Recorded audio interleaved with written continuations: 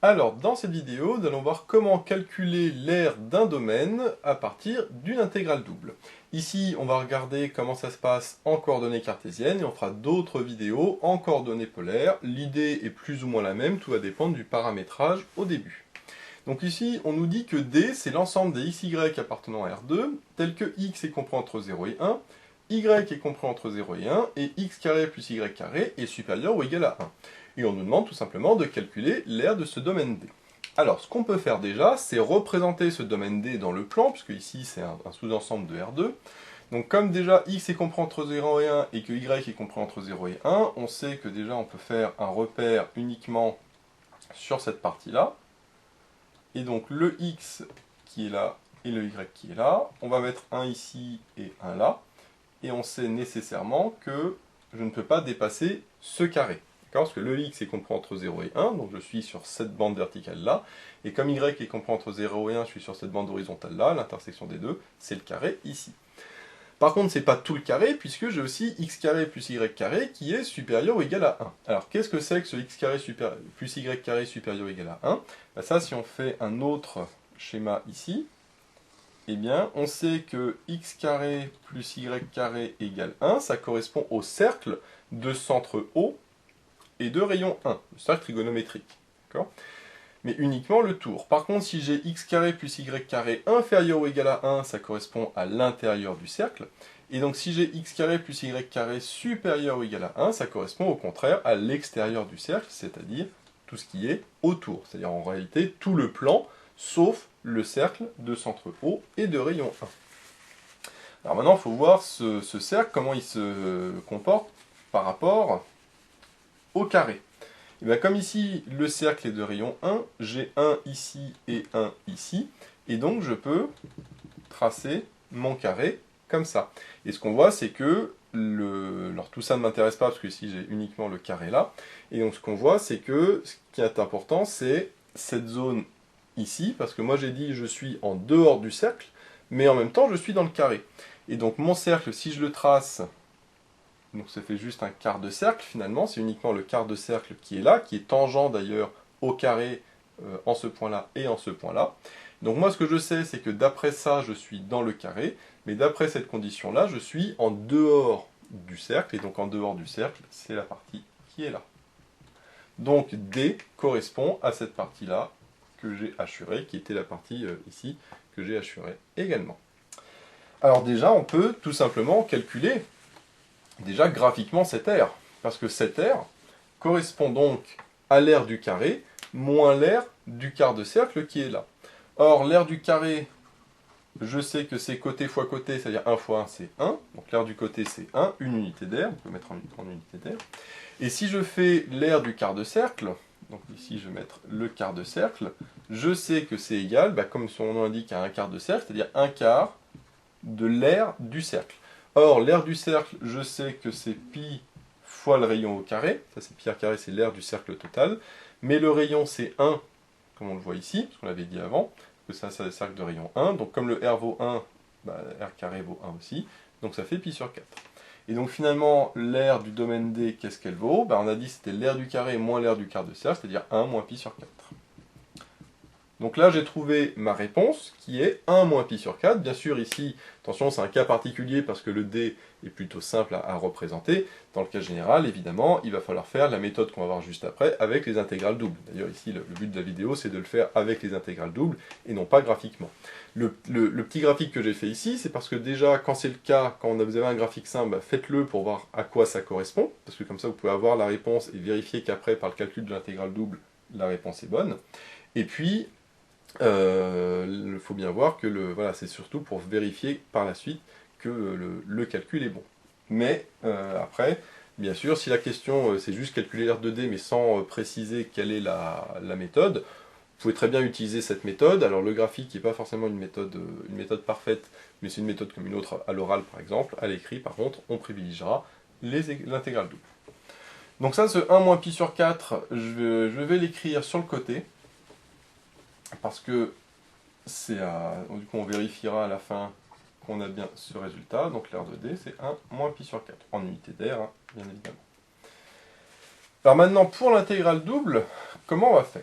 Eh bien, l'aire de D, il faut savoir que l'aire de n'importe quel domaine, que ce soit D ou un autre domaine, eh bien, c'est l'intégrale double sur D de dx dy. Alors attention, ça c'est l'expression quand on est en cartésienne, quand on est en coordonnées polaires, ça on verra ça dans une autre vidéo, quelle est l'expression de l'intégrale double, mais par rapport aux variables r et θ quand on est en polaire. Donc finalement, ça revient à intégrer une fonction qui vaut 1. On va dire, bah, c'est facile d'intégrer une fonction qui vaut 1. Oui, mais c'est pas ça la difficulté ici. La difficulté, c'est de trouver les bornes de l'intégrale. Parce que là, j'ai dit c'est l'intégrale sur D, mais j'ai pas précisé quelles étaient les bornes de l'intégrale. Et souvent, c'est ça la difficulté. Donc, si je refais mon petit schéma, on a dit que le x et le y sont compris, certes, entre 0 et 1, mais je peux pas mettre ici que les deux bornes varient de 0 à 1, parce que sinon, ça me ferait tout le carré. Il ne faut pas oublier aussi que j'ai le cercle ici, et que moi je suis finalement au-dessus du cercle. Alors, le mieux généralement, c'est de se mettre à un x quelconque, et de regarder pour ce x-là, y varie de quoi à quoi. Et pour ce x-là, par exemple, on voit que y, il varie de là à là. Pour cet autre x-là, le y, il varie de là à là. Pour cet autre x-là, par exemple, le y varie de là à là. Donc ce qu'on voit, c'est que le y, finalement, varie toujours jusqu'à 1. Ça, c'est ce qu'on voit rapidement, c'est que je pars de là, je vais jusqu'à là. Dans chacun des cas, je vais toujours jusqu'à ici la droite d'équation y égale 1, c'est-à-dire je vais toujours jusqu'à 1. Par contre, le x, lui, la borne du bas va changer, puisqu'on voit que ça suit, grosso modo, la courbe du cercle. Donc, en réalité, ici, qu'est-ce que j'ai? Eh bien ici, le y en question, c'est le y correspondant à l'ordonnée du cercle, du point d'abscisse x. C'est-à-dire que c'est comme si j'avais finalement cet arc de cercle qui était égal à f de x, et donc là, si j'ai x, et ici j'ai f de x qui est égal à y. Bon. Et c'est quoi l'équation f de x de ce cercle? Bah, c'est la fameuse équation x carré plus y carré qui est égal à 1. Parce qu'on a vu, c'est l'équation du cercle. Alors, cercle si je prends l'arc de cercle, c'est pareil, c'est juste que le x varie de 0 à 1. Et donc à ce moment-là, que vaut le y? Bah, si j'isole, j'ai y carré qui vaut 1 moins x carré, ce qui me donne y égale plus ou moins, attention, 1 moins x carré. Parce que quand j'ai y carré égale quelque chose, j'ai y égale plus ou moins. Sauf que comme y est compris entre 0 et 1, y est positif, et donc finalement, y c'est égal à plus racine de 1 moins x carré.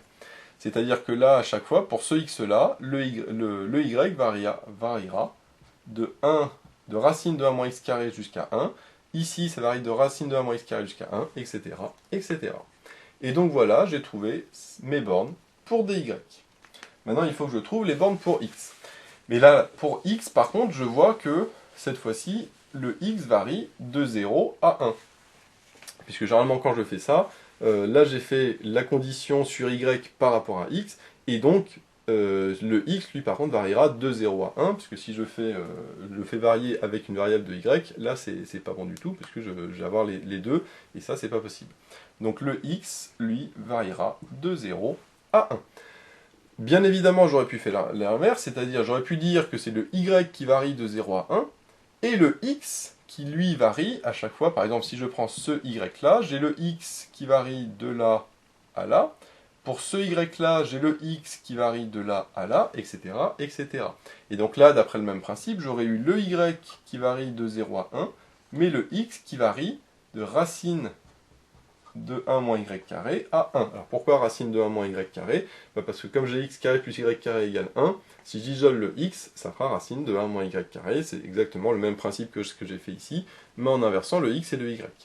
Alors, est-ce que en calculant ces deux intégrales, donc à chaque fois ici, dx, dy, alors plutôt dy, dx, parce que ça c'est d'abord le y, et ici, après j'ai le x, et donc ici par contre c'est l'inverse, c'est dx, dy. Est-ce que je retrouverai la même chose? Bah oui, parce qu'on voit que là, si je fais un changement de variable, si je remplace x par y et y par x, et bien c'est exactement égal à cette intégrale double ici. Donc bien évidemment, ici j'ai la même chose. Alors ici, j'obtiens la même chose parce que mon système mon domaine de définition est symétrique en xy, et bien évidemment, ça ne marche pas pour tous, et dans d'autres cas, eh bien, on peut toujours avoir les deux possibilités, c'est-à-dire soit par rapport à x, soit par rapport à y, et à ce moment-là, bah, peut-être il y a une expression qui est plus simple à calculer que l'autre, et à ce moment-là, vous prenez l'expression la plus simple à calculer. Donc là, on a dit qu'on fait la première, c'est-à-dire l'intégrale de 0 à 1, de l'intégrale de 1 moins x carré à 1 de dy dx. Je mets d'abord le dy parce que c'est y qui varie de ça à ça. Et donc on va pouvoir calculer cette intégrale double et vérifier que ça vaut bien 1 moins pi sur 4. Donc là, si je fais le calcul, donc c'est comme si j'avais des parenthèses ici. Donc là c'est simple, j'allais directement dans le sens où j'intègre 1. Et on sait que quand on intègre 1 qui est une constante, et ben c'est tout simplement la constante fois le haut, la bande du haut moins la bande du bas, et la bande du haut c'est 1, la bande du bas c'est racine de 1 moins x carré, donc ça me donne 1 moins racine de 1 moins x carré. Et tout ça dx, donc je rappelle, c'est parce que là j'intègre 1 entre deux variables, et quand j'intègre 1 entre deux variables, ça me donne la variable du haut moins la variable du bas.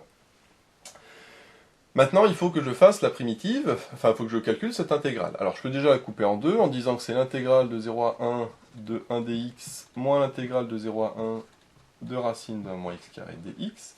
Je fais ça parce que ici, l'intégrale de 0 à 1 de 1 dx, ça c'est facile, ça vaut 1, puisque encore une fois, 1 c'est une constante, donc ça fait la constante fois le haut moins le haut moins le bas à moins 0, ça fait 1, et donc ça fait directement 1. Alors maintenant, cette deuxième intégrale, racine de 1 moins x carré dx, là c'est plus compliqué parce que faut que je fasse la primitive de racine de 1 moins x carré dx. Or, racine de 1 moins x carré, sa primitive, ben, celle-là, je ne la connais pas. Donc il va falloir faire un petit changement de variable. Le petit changement de variable que je vais faire, c'est poser x égale cosinus t. Pourquoi je pose ça? Parce que 1 moins x carré, ça me fait penser à quelque chose du style 1 moins cos carré ou 1 moins sinus carré, et 1 moins cos carré ou 1 moins sinus carré, je sais que ça se simplifie. Et donc, en cos carré ou en sinus carré, et donc en posant x égale cosinus t, eh bien, j'espère que ça va simplifier. C'est ce qu'on va voir. Donc on va calculer déjà le dx. Donc dx, si je dérive le cos t, ça me donne moins sinus t dt.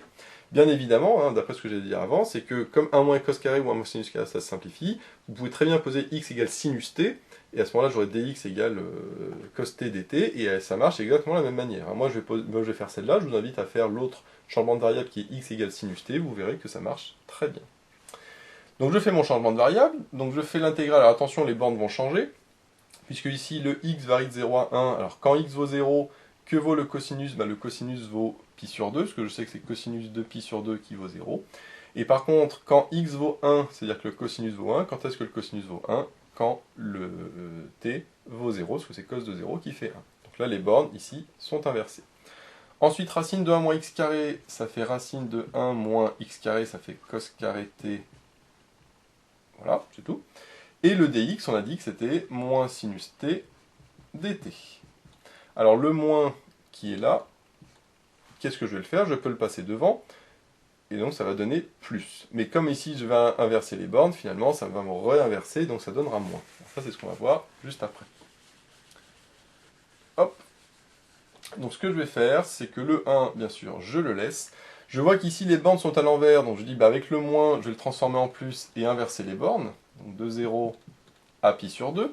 Mais comme j'ai un moins qui est devant, eh bien je le ressors de l'intégrale, donc finalement mon plus va rester moins. Voilà. Donc là le moins, je l'enlève pour inverser les bornes, donc ça donne plus, mais avec le moins qui est là, eh bien finalement ça redonne moins. Ensuite, racine de 1 moins cos carré, je sais que 1 moins cos carré, ça fait sinus carré, donc ça fait racine de sinus carré, ça fait, attention, racine de sinus carré, ça fait valeur absolue de sinus t. Parce que je rappelle que racine de grand X au carré, ça fait valeur absolue de grand X. Et ici, j'ai le sinus t toujours qui lui reste, et dt. Alors, sauf que là, le t varie entre 0 et pi sur 2, et je sais qu'entre 0 et pi sur 2, le sinus est positif, et donc finalement, je peux enlever les bornes, et donc ça me donne sinus t, parce que entre 0 et pi sur 2, le sinus t est positif. Mais sinus t fois sinus t, et ben, je peux regrouper, ça fait sinus carré t, et donc ça me fait sinus carré t dt. Maintenant, il va falloir que je calcule cette intégrale, sauf que là, dire, c'est toujours pas bon, puisque le sinus carré, je ne sais pas faire sa primitive. Alors oui, mais par contre, avec la trigonométrie, on sait transformer le sinus carré. On sait que cosinus de 2a est égal à 1 moins 2 sinus carré a, Donc si je passe le 2 sinus carré A à gauche, ça me donne 1 moins cosinus de 2A. Et je divise par 2, puisque je veux isoler le cos carré, ça me donne 1 moins cos de 2A sur 2. Et là, après, saurais faire la primitive de ce truc-là, et donc finalement, ça va bien me donner ce que je veux. Donc là, sinus carré t, donc le A vaut t, donc ça fait 1 moins cos de 2t divisé par 2 dt. Je vois que j'ai un 2 que je peux passer devant, donc là ça me fait moins 1 demi. Et après, il me reste 1 moins cos de 2t, et 1 moins cos de 2t, je peux faire la primitive. Je sais que le 1, ça va donner t, parce qu'attention, ici c'est dt, donc la primitive c'est t, c'est pas x. Et la primitive de moins cos de 2t, je sais que c'est sinus de 2t divisé par 2, parce que quand je dérive sinus de 2t, ça me donne cos de 2t sur 2. Attention, c'est toujours un moins, parce que quand je fais la primitive de cosinus, ça me donne sinus, et non pas moins sinus. Donc la primitive de cos de 2t, ça me donne sinus de 2t sur 2. Il ne faut pas oublier le 2 qui est passé devant, ça fait 1 demi. Et donc tout ça entre 0 et pi sur 2. Dernière étape, je remplace le t par pi sur 2, puis le t par 0. Donc ici, je remplace d'abord t par pi sur 2, donc là ça me donne pi sur 2. Ici, le t vaut pi sur 2, donc ça fait sinus de 2 pi sur 2, ça fait sinus de pi, sauf que sinus de pi, ça fait 0. Donc finalement, j'ai ici moins 0. Et ensuite, moins entre parenthèses, je remplace le t par 0, quand t vaut 0, ça fait 0. Moins sinus de 0 sur 2, sauf que sinus de 0, ça fait 0, et donc j'ai encore 0. Bon, finalement, il ne reste plus grand-chose. Donc pi sur 2, moins 0, moins 0, moins 0, bah, ça fait pi sur 2. Mais comme c'était 1,5 de pi sur 2, ça fait pi sur 4. Donc finalement, l'aire de d est égal à 1 moins pi sur 4, et bien évidemment, je retrouve comme par hasard ce que j'avais trouvé au début, de manière graphique. Heureusement, parce que c'est la même intégrale, c'est le même domaine, donc le résultat est évidemment le même. Et c'est là qu'on voit l'intérêt d'avoir fait ça avant, c'est que du coup ça nous permet de vérifier qu'on ne s'est pas trompé, parce que comme vous voyez, au début ça paraît plutôt simple, c'est juste l'intégrale de dx dy, mais en réalité, comme les bornes sont un petit peu complexes, et bien finalement le calcul est également complexe, puisque je vais avoir un changement de variable à faire, plusieurs intégrales à calculer, et donc on n'est jamais à l'abri de se tromper à un moment ou à un autre. Donc si on a la possibilité de vérifier graphiquement, et en plus plutôt rapidement, bah, tant qu'à faire, ne pas hésiter à le faire. Donc comme on le voit, l'intégrale c'est pas l'intégrale, ce qui est compliqué dedans, c'est pas le dx dy, c'est vraiment les bornes d'intégration. Ici, c'était plutôt simple parce qu'on pouvait voir graphiquement à quoi ça correspondait. Bien sûr, pour d'autres, c'est un petit peu plus compliqué. Par contre, ce qui est sûr, c'est que les bornes de x et de y, il y en a une des deux qui va dépendre de l'autre variable. Donc soit les bornes de x dépendent de y, soit les bornes de y dépendent de x, mais c'est très très rare que les bornes de x et y ne dépendent pas l'une de l'autre, sinon la seule possibilité, c'est quand c'est comme ça, c'est quand c'est des carrés. Mais bon, c'est très rare qu'on demande de calculer l'aire de carré avec des intégrales doubles, ou des rectangles.